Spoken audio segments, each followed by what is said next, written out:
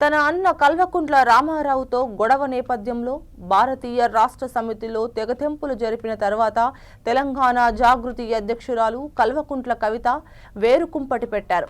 ఈ తరుణంలో వచ్చిన గ్రామ పంచాయతీ ఎన్నికలలో తెలంగాణ జాగృతి తరపున జాగృతి అధ్యక్షురాలు కల్వకుంట్ల కవిత తన క్యాడర్ను రంగంలోకి దింపారు. ఈ ఎన్నికలలో నిజామాబాద్ జిల్లాలో గెలిచిన సర్పంచ్లతో పాటు పలువురు జాగృతి నాయకులు బుధవారం హైదరాబాద్లోని జాగృతి కార్యాలయంలో కల్వకుంట్ల కవితని మర్యాదపూర్వకంగా కలిశారు.